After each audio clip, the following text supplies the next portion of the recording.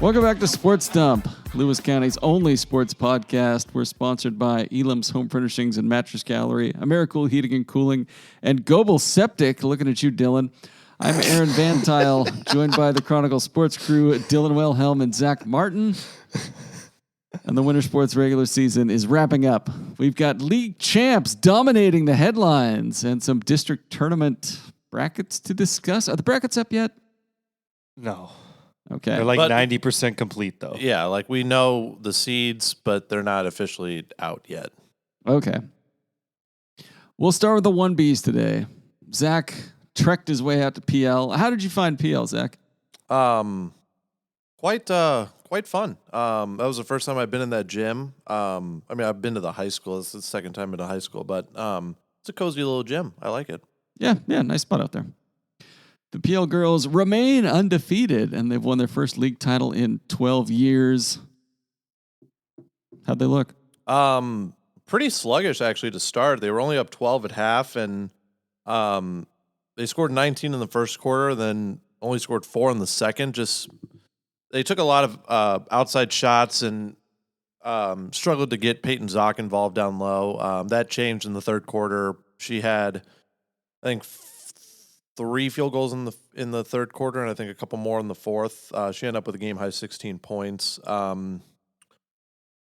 They looked well. They played well the second half, and I think it's a good test for them to get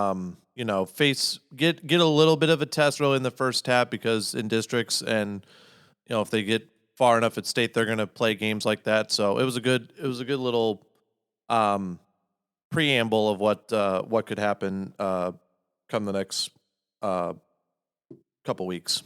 All right. Zach, you also saw the Pe Ell boys who lost to Wahkiakum, and Dylan saw both Pe Ell teams beat Oakville in a doubleheader earlier this week. Dylan, where do things stand with Oakville and Acorn Man now? Speaking of the my bad. I kind of put this in the next sentence, but I'll kind of just explain it now. We were talking about it last night. We were under the impression that Oakville needs to win tomorrow, the boys, to make the district tournament. Okay. But they're already slotted in as the 4 seed. They're one of the few brackets that actually have like a couple teams already like in online. So I guess they're in the playoffs. I think they would have beaten Three Rivers Christian tomorrow anyway. So I guess it doesn't really matter. But yeah, they looked decent for a good chunk of that game against Pe Ell. They kept it close early. It was just kind of defensive gritty on the boys' side. The Pe Ell girls took care of business as they've done most of the year. Mm-hmm. So the Oakville boys will be the 4. Oakville girls, I believe, will be the 3 or 4. I think also the 4. Yeah. And the Oakville girls actually are kind of going through a little bit of, not turmoil, because they actually looked pretty decent considering, the quality of this Pe Ell team, but their coach resigned about 2 weeks ago, and so now an assistant, Jessica Spitzer, I believe, has stepped into kind of the interim head coach role. And they did lose against Pe Ell, but she was kind of pleased with the way they played. Some of the girls that got involved. Uilani Saifanua, I believe. Mm-hmm. Vivi Cruz. They got a couple other. Nene Billy Tuala. I hope I pronounced that right. I'm sure you did. So yeah, she's likes where they're at, even if it didn't result in a win the other day. And yeah, Oakville. That was my first time in the Oakville gym too. The Acorn Man, I was a little confused at first because I thought the foot was supposed to be part of his arm, but then I saw it. They had basketball bingo. Kiddos could get some free popcorn if you got a bingo based off what happened in the game. And I enjoyed filling that out. And Dylan got a bingo. I did get a bingo. I did was not get the a popcorn? popcorn though. What'd you get? And I still have the bingo card. The The satisfaction of getting a satisfaction bingo of knowing you in the dominated first some half of the children. first game. Yeah. All right, so the bracket right now looks like playoffs start on next Wednesday. Pe Ell will be the 3 seed. They will play at the Coastal number 2. Which is right now Acosta. Well, that's the only one not filled in on the bracket, so... They're 6-1, and Willapa Valley is 6-0 in the Coastal, so I don't know what they have left, but it's Ross, is it Hojum? He's pretty convinced that it's going to be Acosta for that quarterfinal for the Pe Ell boys. All right, and then Oakville is the 4. Will play at number 1 seed Willapa Valley. Okay. What else do we have on here? The 2Bs? You guys want to go to the 2Bs? Yeah, Or do we wanna let's look go at to let's go to the C2BL. Yeah, we do love the C2BL. This here. league is where 90% of the seeds are locked, but the brackets just aren't updated unless they've been updated in the last half an hour. This league. Let's see what your notes say. Dylan saw the Napavine boys and Adna girls clinch league titles the last few days. How did those teams look? Good as always. I mean, the Adna girls have been rolling all year, except for that one loss to 3A White River, which has only lost like 4 games all year. Mm-hmm. The Napavine boys, Winlock kept that game close for a while. It was only about a 5-point game midway through the third. But it never really felt like Napavine was in danger of really losing that game. It kind of just felt like they would be the ones to make the plays down the stretch. Yeah. They have the guys, Denault, I'd assume is going to be league MVP. Hudson Chambers hit some big shots. Jack Nelson inside. You could tell they have their goals set higher than just a league title. Yeah. This was just their based off- third in a row league Yeah. title for them? Yeah, I saw 2 years ago they tied 12-1 with Morton White Pass, but they beat Morton White Pass in their only matchup that year, so I assume they gave them the tiebreaker. Yeah. Chris Starbucky mentioned that too. So All right. And then the Adna girls, they did they they're go so undefeated good, in the man. league or did they lose one? they went undefeated in the league. Their only loss is that White River loss. They're like 19-1 overall. That's not bad. Gabby Guard can seemingly hit 6 threes on any given night. Carson Freeman can score 30 on any given night. Yeah. Bailey Chapman, I feel like, has taken a step forward this year as well inside. She played a little bit last year, but actually she played a good amount. But I don't know. I've just seemed to notice her making more plays this year. Maybe that's just the games I've been to, and she was consistent last year as well, but she's really stood out to me these last few weeks. I agree. She's been really good defensively. She's made an impact down low and really made opponent teams, think about attacking the paint, and because she's got good feet and she's mobile enough. 3 shots a game, it seems like at this point too. Yeah, she's been a really good, productive center for them. Yeah, and I believe Freeman was nursing kind of just I don't know if it was just a sore knee or some type of knee injury for a while, but she seems to be she's 100% now. And Yeah. All right. So starting on the boys' side, how do we feel about this year's Napavine team compared to last year's? Better or worse? Or the same? Or also pretty good? Also pretty good, I'll go with. I hesitate to say better just because of the high-end talent they had last year. Like, not only was it Gross, who, the 2,000-point scorer, but they also had one of the Landrums. Shoot, I mixed them up. Beckett's still here. Brody last year? I think it was Brody last year. Cale Stanley, Jaron Prather could get hot at any moment. All 4 of those guys are gone. So I still want to lean towards last year's team, but this year's group it hasn't missed a beat. Carson Denault stepped up to be that 1A guy. Beckett Landrum has been amazing past week. Yeah. He stepped up as a second option. And the coaching, it just seems to have kept steady. Yeah. There's questions. He's doing a nice job. Anytime a 20-plus year coach steps down / retires, there's a question of whether there would be any sort of drop-off. I mean, Hersman's just kind of taken it and run with it. He seems to run things almost identically. So, kudos to them. Years ago, I was covering a Napavine girls basketball game in Spokane. They were it might have been a championship game that they lost or something, but they had lost, and so they were all bummed out. And the Landrum kid's dad was the girls coach back then. And I remember sitting outside the locker room waiting for players or their dad, Jeremy, to come out. And the Landrum boys were much younger back then, probably 5, 6 maybe. And they just started beating the crap out of each other. Boys will be boys. Rolling around on the floor outside the locker room door, just going to town on each other. And so their mom or somebody's like, knock it up. Stop it. Me and the boys covering 2B State basketball. It was pretty funny. All right, so the C2BL's top 7 is set. Napavine 15-1, Adna 14-2, Toledo 13-3, Rainier 9-7, Ani 6-9, Winlock 5-11, Mossrock 4-12. That breaks out pretty nicely. Not really any big questions there. No. So, shall we take a gander at the bracket, or do you have that set aside for later? Well, there's still the one regular season game left. There's still I have the matchups. There's still intrigue. I have the matchups listed out because we can't see them. Okay, In we'll get to form, them later. All right. Yeah, but there's still intrigue on the number 8 spot. But before we move on to that though, do you guys want to predict C2BL boys and girls MVP and first teams? Oh, sure. Yeah. Oh, okay. I think the MVPs are fairly predictable. Denault and Freeman. Yeah, I don't see either of them not winning MVP. I would agree. Boys side, who fills out your top 5? You got to have 1 or 2 Adna kids on there. Probably Fallon. The Fallon kid's probably on there. Fallon. Yeah, he's had a double-double, I think, in 20 games. Oh, yeah. It'd be quicker to list the games he hasn't had. Right, exactly. I think you're probably looking at a Meldrum. Probably one of them. Yeah, Josh he was hurt, and then he didn't play the game against Toledo on Monday because he got sick. The Peyton Schaefer kid has been really, really good for them. And then Jimmy Meldrum has been, he had 16 points against Toledo, so maybe a Rainier kid. Yeah, I know Hunter Howell's been a boost to them too, but I think he missed some time as well. Yeah, he missed some time I don't know if too. he has enough games under his belt. Who's the center for Adna? Big blonde kid. Jackson Knittle. He's probably on there. Maybe is Salmi on there? I don't know. Is he a second team guy? I feel like Knittle might get bumped to second team just because Fallon, but I'm not sure. I guess it kind of depends. What about on the Muller? Breakdown. Could Muller have a first team? Sneaking, yeah. Interesting. I don't know. Adna doesn't have like a Denault to me where it's like one guy you turn to. They're pretty very balanced. balanced. Yeah, they are balanced. I think you probably. I mean, has Beckett Landrum over this last week and a half played well enough to be a first team all league kid? I think he can make a conversation. The argument, the other question mark: Judy Kelly scored a ton of points. Does he slip in there? He definitely could. I know that occasionally comes up. I know that's been a discussion. Specifically last year, I know that was discussion. He got second team last year, despite how many points he scored. But I'm sure that'll come up a will.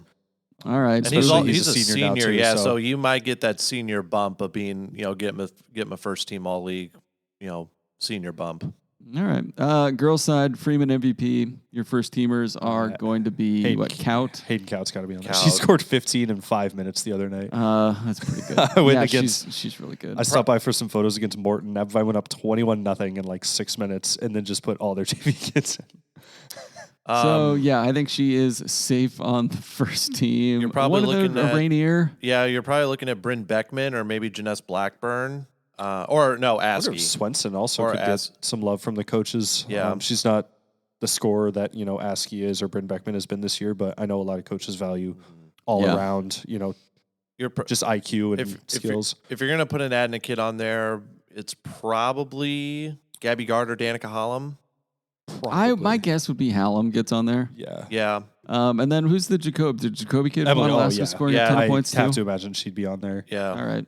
She's putting up 20 plus a game, 30 plus. She actually just cleared 1,000 career points like a week or two ago. So congrats to her. I know we had sophomore, junior. I think she's sophomore. Yeah, sophomore. Yeah. I imagine she played her 8th grade year or no? I can't. I wasn't here too. I can't remember. All right. So let's see. One regular season game remains in the C2BL. Onalaska and Tootle Lake face off tonight. What are the implications of all that? So if Onalaska wins, Tootle finishes the league season 2-14, which means they're out. If Tootle wins, it doesn't impact Ani at all. Ani is still the 5, but Tootle would be 3-13 and would tie Morton at 3-13 for the 8. Okay. Those two teams split their regular season matchup, so they will play a tiebreaker tomorrow, Thursday, at Toledo. If hell yeah, if they can beat Ani tonight. I love when those pop up. All right, I thought we had tiebreakers. I'm not opposed to just playing a third game. No, they'll do a third game like that if it's your season's over. If it's just for seeding and positioning, then they'll just flip the coin or whatever. I have no problem with that whatsoever. I think that's how it goes. Yeah. I feel like that's how it's usually been. Then let's see.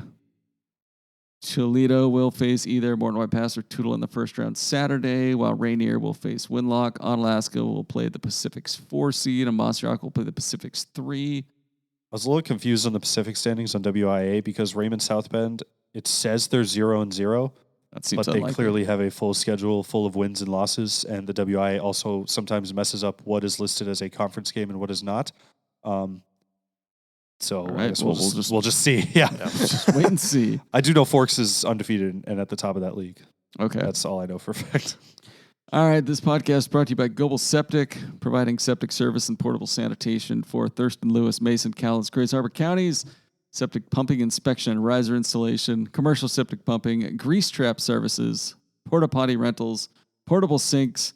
Dylan, why are you nodding along with that? Get a porta potty right here, just Yeah, just right here in the room. It's been that kind of day for you, hasn't it? My stomach has not been kind to me today. This is Goebel Septic. That's Goebel Septic.com. Or give them a call, 360-736-2167. When you got to go Goebel. Go with Goebel, Dylan. The girls' C2BL top 8 is already set. They only played the league once, so these are 8-game full season, regular season, league season records. Adna 8-0 in first, Rainier 7-1 in second, Napamine in third at 6-2, Monster Rock and Toodle Lake tied at 4-4 apiece. On Alaska 3-5, Morton White Pass 2-6, Toledo 2-6. Did Monster Rock beat Toodle to get that tiebreaker? Yes, and Morton beat Toledo to get that tiebreaker at 7-8. All right. So Toledo plays Napavine on Saturday. Monster Rock plays on Alaska. Morton White Pass will face the Pacific's 3. And then the top 2 both have first-round byes, correct? Yes. So we expect the top 3 to take state spots. Who would you give the nod to on the 4th? Mossy Toodle Ani, or maybe a surprise team with the Pacific? The P2BL for girls is not good. I wouldn't put money on Who the is Pacific. the number 1 in the Pacific It's right now? probably Forks. I'd assume Forks. Yeah. There's like 4 teams, and they're all not. So if Not Forks good. is the 1, do teams have to travel to play at Forks? How's the bracket? So I'm asking more about bracket setup. So the bracket is set up. Hold on. I just pulled it up on my phone. Where is it? I guess that's true. All the locations are on the brackets. It's just So specifics. the games that start on this Saturday, like the first round games. Okay, the Forks is not in the question. Okay. They're not in there. No. We can skip that not bit. a host. Yeah. Yeah, it's Kelso and then WFS and Castle Rock. But the four games that are happening on Saturday, the C3 versus C8 and the C6 versus C4 are going to be at Rochester, and then the games that the P2BL has the highest seed, they're going to be at Montesano. Okay. And then locations are set from that point on. All right. Moving on, we've got a few regular season games to go on the 1As and the 2As. But what we do know is the Tenino Boys will be the number 2 seed into the 1A District 4 tournament. They will host La Center, the Trico number 3, on Thursday the 13th. We've talked about how Tenino has overcome its slow start, but can the Beavers ride this resurgence all the way to state? I think they can.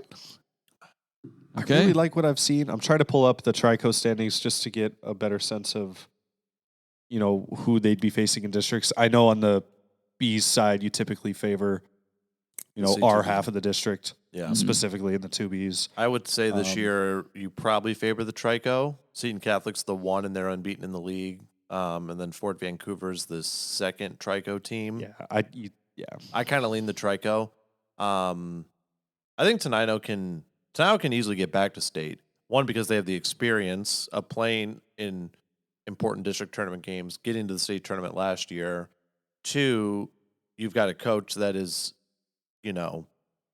as, what's the right phrase? What's the right word?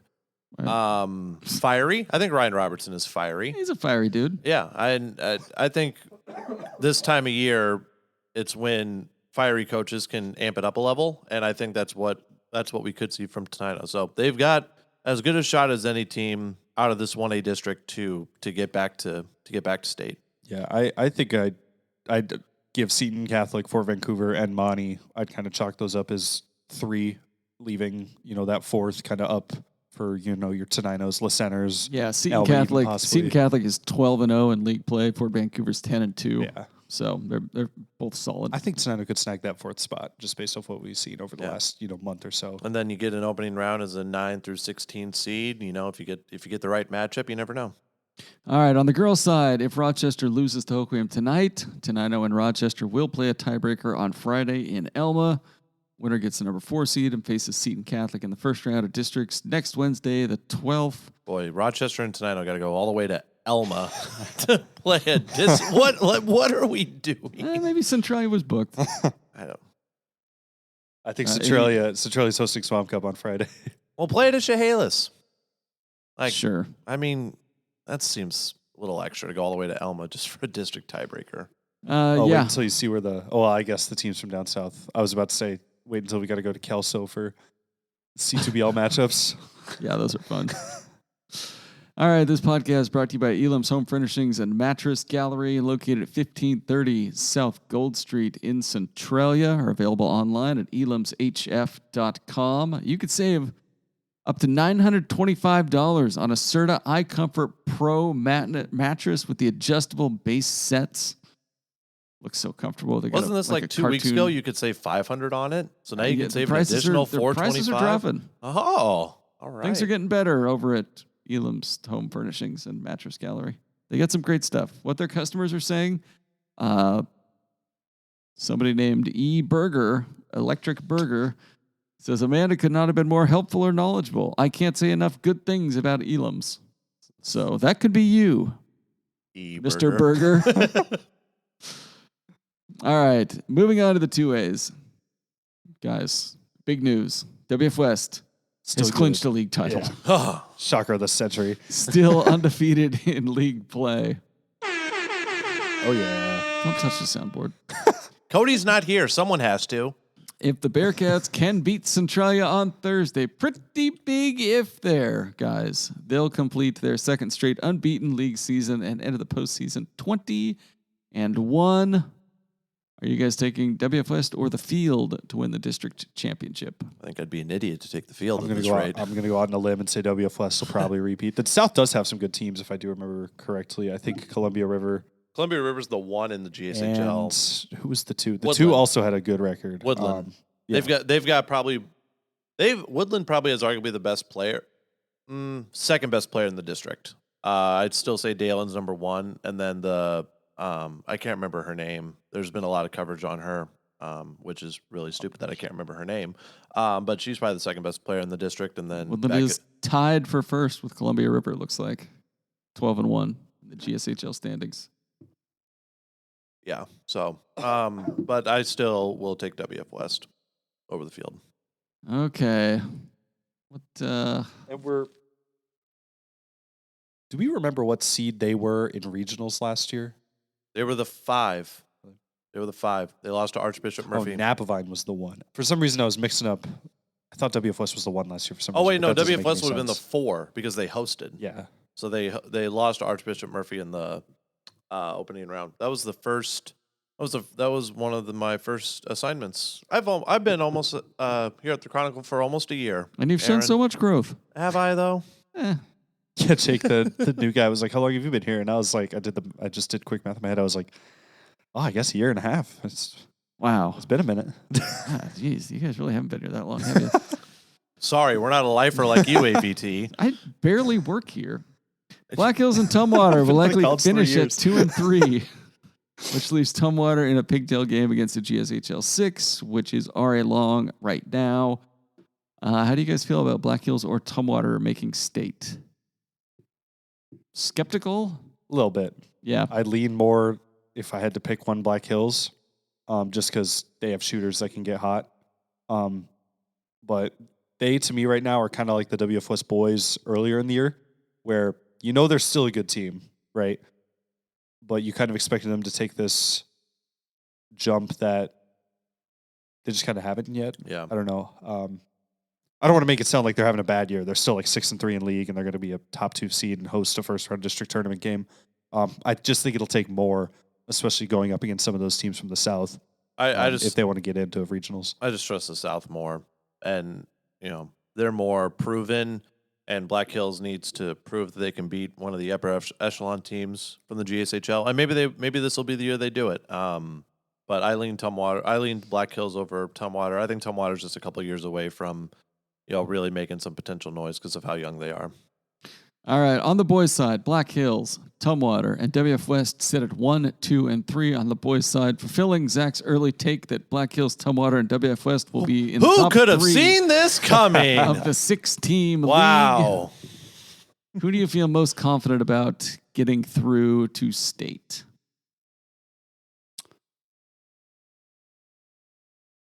I'm going to go Tumwater. I'm going to go Tumwater. All right. reluctantly. Boy, you because really just do not like Black Hills, do you? I just like what I saw. I saw Tumwater against Black Hills last week. I do think it'd be hard for both those teams to grab a state spot. I do really like Black Hills, and I think Jeff Gallagher has done a great job.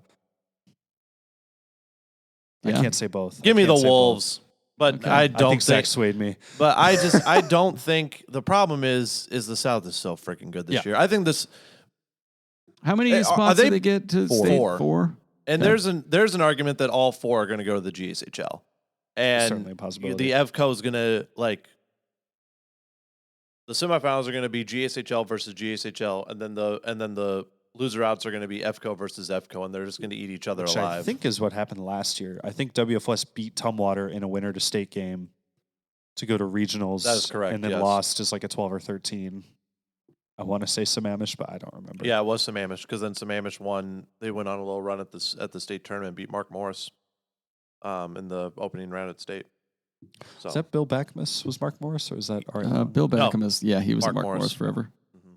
Never won the big one, those though. shoes, those beautiful blue shoes. Morton man, Bill Beckham. Morton man. Here's what I've learned. Okay, hold on. Okay, Morton's here got we a go. lot No, of everyone from A lot of this men from this Morton? Is that dang what you're getting at? yeah. Like, everyone from this dang area is from Adna. That's what I've picked up. Everyone has an Adna connection. Josh Just Fay, talking about Caleb Cody? Sells. Wow, Like- 2 people. No, I swear to God, Chad everyone Taylor. Chad Taylor, Aaron Van Tile, Cody Christian. I'm starting to believe that Chad I have. Taylor. I'm starting to believe I have a little bit of Adna in me. Everyone's Everyone, Adna, too. all roads lead to Adna in Southwest Washington. That's I am true. convinced. There was a point where what was it? Half the baseball coaches in the EVCO were Centralia guys. That might be the case right now. Like Overbay's Centralia guy, Elam's a Centralia guy. Who's Centralia's coach now? Leduc. Centralia guy. Yeah. There you go. Well, and Jake Overbay is Adna's coach. Is he? did he go to Centralia too? No, he went to Chehalis, but he is Lyle's brother. Yeah. So I mix up the Overbays left and right because You wrote Lyle Overbay in a story when Yeah. you meant Luke Overbay. Source came up to me. He's like, "Dude, that's crazy. The former big leaguer You mean stepped into Jake the Overbay? box." oh, Luke No, we Over- did oh, mean his Luke. kid. See, Yeah, kid. see? Oh, he did it. No, I thought you were mixing up Lyle with Jacob. and I Oh, walked he up, did that too. I walked up to Oh, Jake okay, one no. time. I didn't mix him up with Luke. I walk up to I didn't know what it was the first Adna baseball game I covered last spring, and I didn't know what Jake looked like. So I just saw like 4 coaches, and I walked up and I was like, "Hey, I'm looking for Alex." And they all, I bet it took about 2 seconds for me to be like, I'm mixing up the names again, aren't I? Alex is another Overbay who plays baseball at UNLV, which is nowhere close Yeah. to here. I've never covered him. For some reason, I just walked up and I was like, this is correct. I'm looking for Alex. I'm an idiot. All right. Hi, Jake. How's it going? Anywho. Well, the kids gave you swirlies. Spring is near. 3 in the ditch out on the other side of the railroad trail. All right. This podcast brought to you by Americool Heating and Cooling. Your comfort is their business, providing commercial HVAC services, new construction HVAC services, indoor air quality services, and of course, heating and air conditioning. And they'll fix whatever's wrong with your heating or air conditioning. And if you are too hot or too cold after midnight, you can give them a call, 360-669-8778. Maybe they'll just talk to you. Maybe they'll just talk you through it. I don't know. I haven't had to call. But if I ever do, I know they will do their best work. Visit west.americoolonline.com to learn more about Americool Heating and Air Conditioning. Out of all our sponsors, which one's more likely to take a phone call and listen to you just, rant about your day? Well, I mean, Goebel, that's kind of their business.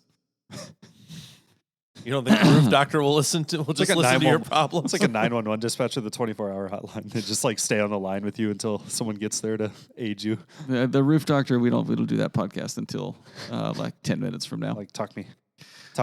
We're going to wrap up Got a with some family? quick bowling and wrestling notes.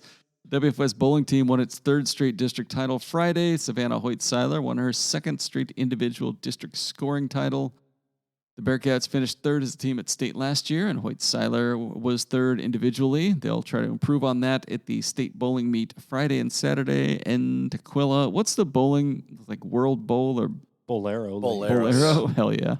So Friday is individual, and then Saturday is team. I'm actually going to since I live about 30 minutes north of or south of Tukwila, I'm going to head up on Friday and see how Hoyt-Seiler and any other area individuals do on Friday. All right, wrestling tournaments begin this weekend. The Matt Classic is now just 2 weeks away. Who are your best odds for some serious state hardware? Sloan Kruger, Black Hills. Yeah, she's pretty good. Tucker Land, WF West. Peyton Hernandez, Napa Vine. That'd probably be my top 3. Yeah, I would say that would be my top 3 as well. Xander Peck Rainier, I think he's got a shot. And then an underrated potentially Makai Richardson from Tumwater. I think he could sneak into a potential semifinal or maybe even state championship at 157. EVCO and C2BL are this week, and then 2A crossover is Tuesday. So 2A gets 5, or the District 4 gets 5 spots. So the winners and runner-ups from EVCO and GSHL automatically go to state. The 3, 4th, and 5th finishers per weight class will wrestle each other on the 11th at Mark Morris. Winners go to state. So it's going to be fast and furious. Anything else you guys want to talk about before we get out of here? What are you guys covering tonight? What's coming up? What are you excited about? I've got a CC doubleheader tonight against LCC. Okay. Swamp Cup is Thursday and Friday. I've got the girls on Thursday. Dylan has the boys on Friday. Cool. Districts start on Saturday. So this starts our run of 5 straight Saturdays that we'll be working. Boots on the ground. I do like how much districts seem to be spread out, though. Like, just looking at the schedule that we have on Google Sheets, it's very, like... There's no, like, blank days, but every day has, like, a couple things. It's just a nice spread of, we can give the attention where it's due without having to... Except that last Saturday, which is just... Hell yeah. Madness. A plethora of just... Everything. Results just are vomit all over you. You just got to sort through the mess and figure out what makes any sense. You're like, the 3rd, 4th game, that doesn't matter? No, 150 words. But some of these, like... They matter. We're going to wrap it up there. Thanks for listening, everybody. You can send Dylan or Zach DMs on whatever social media platforms they like, but don't contact me.